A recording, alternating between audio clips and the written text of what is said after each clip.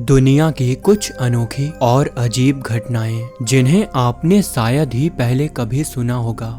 Number 1, 1906 के आसपास Africa के एक छोटे से ट्राइब एम्बुती पिग्मी में ओटा बेंगा नाम का एक यंग आदमी था। ये ट्राइब कॉन्गो जंगल में रहता था, पर एक दिन एक अमेरिकन एक्सप्लोरर ने ओटा बेंगा को शहर दिखाने के नाम पर अमेरिका ले आया। लेकिन इसके बाद जो हुआ वो बहुत ही शर्मनाक था। उसे 1904 के वर्ल्ड्स फेयर में दिखाया गया, लेकिन ओटा बेंगा का सबसे डिस्टर्बिंग चैप्टर 1906 में हुआ, जब उसे न्यूयॉर्क के ब्रॉन्क्स जू में चिंपैंजीज के साथ बंद कर उसे डिस्प्ले किया गया जैसे वो कोई वाइल्ड क्रिएचर हो। विजिटर्स उसे देखकर मजाक बनाते, कुछ लोग उसे मिसिंग लिंक के रूप में लेबल करते, यानी उन्होंने उसे एक इंसान और बंदर के बीच का लिविंग प्रूफ ऑफ एवोल्यूशन बनाकर दिखाया। सबसे अजीब बात ये थी कि उस टाइम लोग इसे एंटरटेनमेंट समझ रहे थे। जब ये बात मीडिया में आई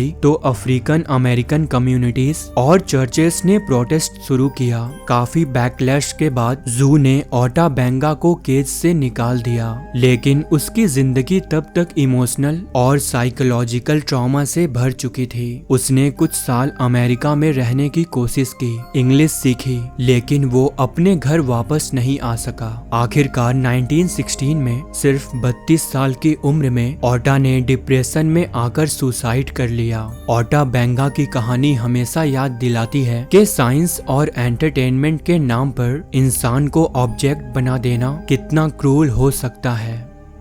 नंबर 2, 16th सेंचुरी के यूरोप, खासकर इंग्लैंड और स्कॉटलैंड में एक अजीब और क्रूर टॉर्चर डिवाइस यूज होता था, जिसे स्कॉट्स ब्राइडल या ब्रैंक्स भी कहा जाता था। ये असल में एक आयरन मास्क जैसा था जो सर के ऊपर पहना जाता। उसका फ्रेम पूरे हेड को कवर कर लेता था, साथ ही उसके अंदर एक मेटल प्लेट भी होती जो जुबान को दबाती थी ताकि विक्टिम बात ना कर सके। इसका यूज खासकर उन औरतों पर होता जिन्हें स्कॉल्ड्स कहा जाता था, यानी वो औरतें जो ज्यादा बोलती, गॉसिप करती या फिर अपने फैमिली में आर्ग्यू करती थी। उस टाइम सोसाइटी में ये माना जाता था कि ऐसी औरतें पीस डिस्टर्ब करती हैं, जिन्हें सजा मिलनी चाहिए। ये डिवाइस सिर्फ फिजिकल पेन नहीं देता, बल्कि पब्लिक ह्यूमिलिएशन भी उसका एक बड़ा हिस्सा था। औरतों को ये पहनाकर बाजार या चर्च के सामने खड़ा किया जाता ताकि लोग उन्हें शर्मिंदा कर सकें। सबसे अजीब बात ये थी कि उस वक्त लोग इसे सॉल्यूशन मानते थे और इसे लीगल पनिशमेंट के तौर पर यूज करते थे, जबकि आज इसे ह्यूमन राइट्स के नजरिए से गलत माना जाता है। नंबर 3, 1888 में अमेरिका के डकोटा रीजन में एक अजीब और दुखद इंसिडेंट हुआ जिसे लोग द चिल्ड्रेंस ब्लेजार्ड कहते हैं। असल में जनवरी के महीने में एक दिन सुबह वेदर एकदम नॉर्मल लग रहा था, सन्नी वेदर था और स्कूल भी खुले थे, इसीलिए बच्चे बिना कोट के ही स्कूल चले गए। लेकिन दोपहर तक मौसम बिल्कुल बदल गया। नॉर्थ डकोटा और साउथ डकोटा के प्लेन्स में एकदम से ठंडी हवा और स्नो स्टॉर्म्स आने लगे। हवा इतनी तेज थी कि लोगों को कुछ दिखाई ही नहीं दे रहा था और टेम्परेचर सेकेंड्स में -40 डिग्री तक गिर गया। लेकिन दुख की बात यह थी कि ज्यादातर बच्चे उसी वक्त स्कूल से घर लौट रहे थे। टीचर्स ने सोचा कि स्टॉर्म आने से पहले बच्चों को घर भेज दिया जाए, पर कुछ मिनट बाद ही सब कुछ व्हाइट आउट में बदल गया। कई बच्चे रास्ते में ही खो गए, कुछ बच्चे बिल्कुल अपने घर के पास पहुंचकर जम गए। कुछ टीचर्स ने हिम्मत दिखाई, जैसे लुइस थॉमस, जिन्होंने अपने स्टूडेंट्स को एक छोटी बिल्डिंग में बंद करके उन्हें ब्लैंकेट में लपेटकर बचा लिया। लेकिन फिर भी उस दिन 250 से ज्यादा लोग मारे गए, जिनमें से अधिकतर छोटे बच्चे थे।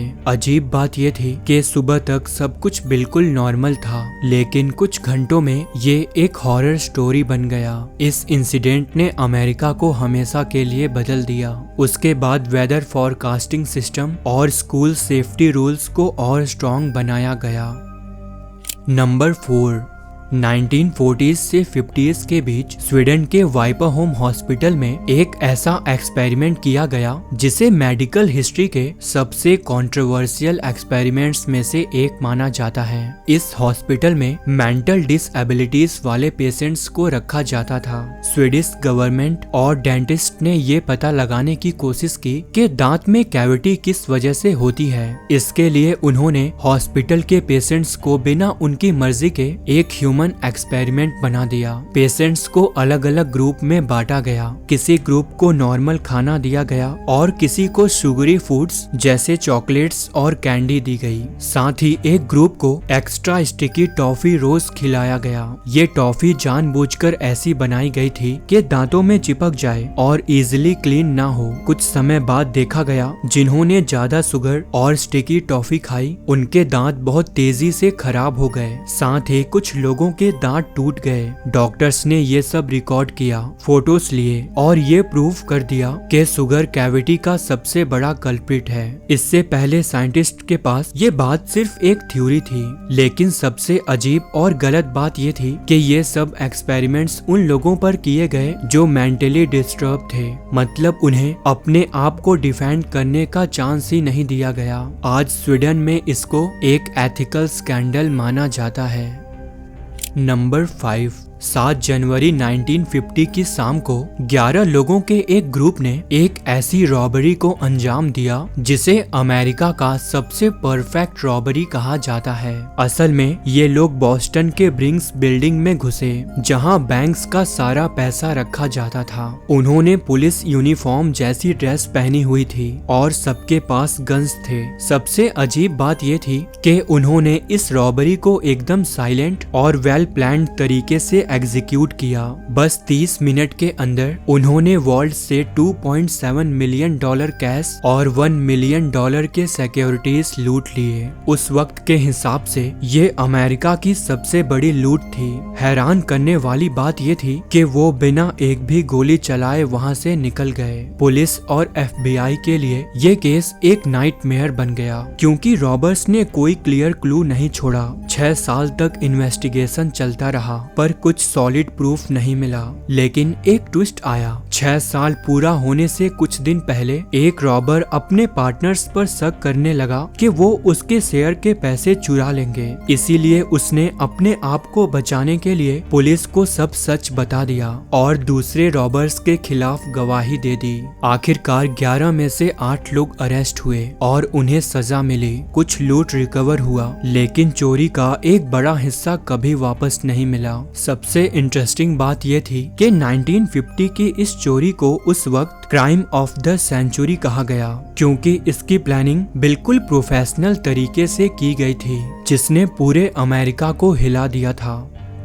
नंबर 6, चाइना के इनर मंगोलिया रीजन में एक छोटी सी नदी है जिसका नाम हाओ लाई रिवर है। ये दुनिया की सबसे पतली नदी मानी जाती है क्योंकि इसकी एवरेज चौड़ाई सिर्फ 15 सेंटीमीटर है और इसकी सबसे पतली जगह बस 4 सेंटीमीटर है, लेकिन फिर भी उसे नदी का दर्जा दिया गया है। ये नदी लगभग 17 किलोमीटर लंबी है जो जमीन के नीचे से एक नेचुरल स्प्रिंग से निकलती है और आखिर में डालाय नूर लेक में जाके मिल जाती है। हैरान करने वाली बात यह है कि ड्राई सीजन में भी इसका फ्लो कभी नहीं रुकता। लोकल लोग इसे बुक ब्रिज रिवर भी कहते हैं। अजीब बात यह है कि इतनी पतली होने के बाद भी इसके पास एक प्रॉपर रिवर बेसिन और इकोसिस्टम है। इस वजह से एक्सपर्ट्स इसे एक रियल रिवर ही मानते हैं।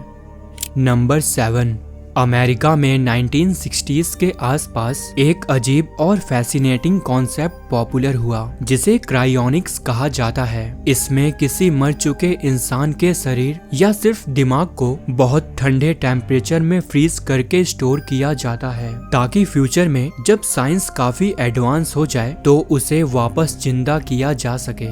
सबसे पहली क्रायोनिक्स प्रिजर्वेशन 1967 में हुई थी जब डॉक्टर जेम्स बेडफोर्ड नाम के एक प्रोफेसर का बॉडी लिक्विड नाइट्रोजन में फ्रीज करके स्टोर किया गया। आज भी उनका शरीर अमेरिका में एक क्रायोनिक्स फैसिलिटी में प्रिजर्व्ड है। क्रायोनिक्स कंपनीज जैसे एल्कर और क्रायोनिक्स इंस्टीट्यूट आज भी लोगों के बॉडी या ब्रेन को प्रिजर्व करती हैं। अजीब बात यह है कि आज तक कोई भी क्रायोनिकली प्रिजर्व्ड इंसान वापस जिंदा नहीं हुआ है, लेकिन फिर भी कुछ लोग यकीन रखते हैं कि फ्यूचर में साइंस ये कर पाएगी।